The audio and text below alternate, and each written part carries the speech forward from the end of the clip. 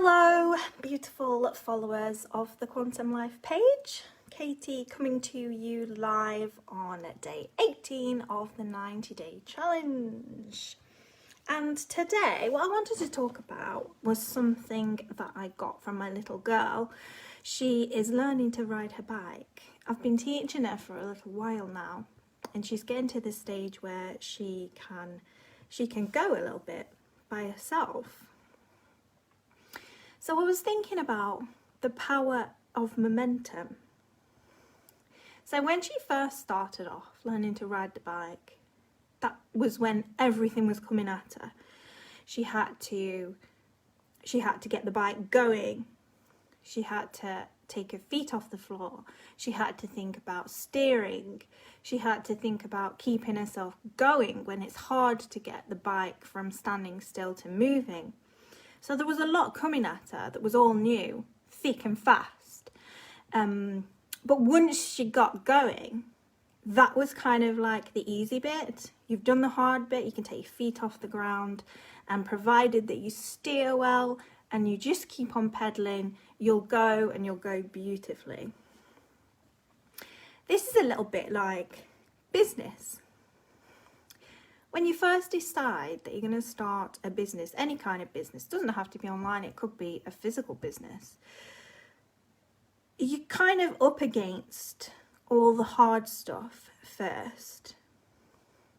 Now, if things were fair in life, you'd think that things would start off easy, then you'd get a little bump in the road and it'd be a little bit more difficult, and then it'd go easy again, but it's not. The hard stuff is always at the beginning, like getting things off the ground. I'm really good with these analogies, aren't I? Now I'm talking about getting things off the ground, you know, like an aeroplane or a helicopter. It's so heavy that you've literally got to get it off the ground, and that's the hard bit. I suppose it could be true of anything in life. I mean, my friend, she's bought a boat, great big boat. Well, I suppose you could call it a yacht. And she said that takes a little bit of getting going. Obviously you have to like detach it from the harbour, and then you've got to get the engines going, get it driving out, and then it's plain sailing. Obviously sometimes you hit a bit of bad weather, you'll get a few waves along the way, but generally the hardest bit you'll find is the bit at the beginning. That's the hardest bit. Apart from if you're new to sailing, I suppose, once you hit that first wave, you're going to be a little bit like, oh. But once you've ridden the waves quite a few times, then you're going to be an expert. So, yeah, bikes, planes, boats, however you want to look at it, it's all the same thing. Everything starts off hard. I mean, even when you learn to drive a car, I remember when I first got in a car with the instructor, and he said, okay, you've got to check your mirrors, you've got to make sure it's in neutral, you've got to start the car.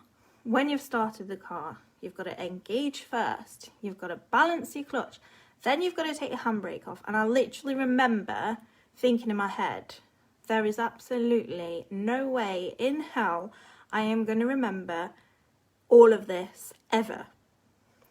And on that first lesson, I really did think, this is so hard, I don't think I will ever drive. But you do, you carry on having lessons, and it gets easier and easier, and you get more attuned to doing a few things all at once at the same time. And it's like, and that's another. So what have we got to say? Well, we've got bikes, planes, boats, and cars, all vehicles, and you're the vehicle for your business. So it's the exact same thing. You know, so many people find starting the hardest and getting things going, and it is by far.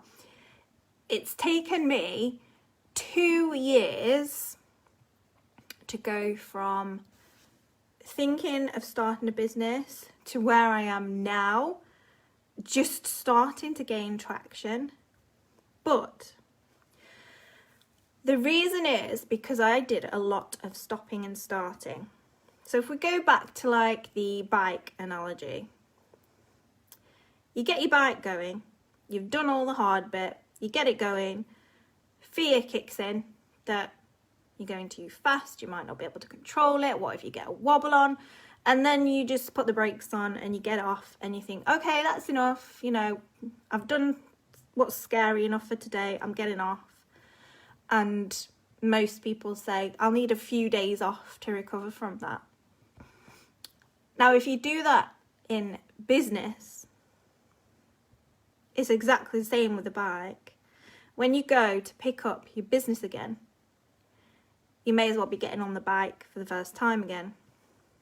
You've got to get on, you've got to start pedaling, you've got to take your feet off, you've got to get that momentum going again. If you kept your business going, like you keep a bike going, you don't have to keep kick-starting that momentum. It's already there.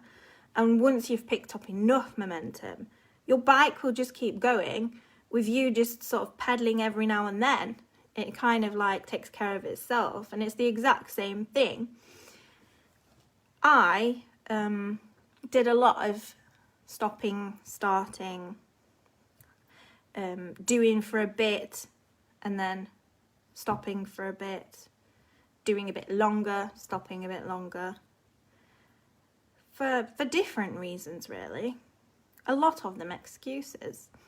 A bit like I said with the bike, you know, you're scared of falling off, or you're scared of hitting something, or you're scared you might lose control. I was scared of all sorts of various things.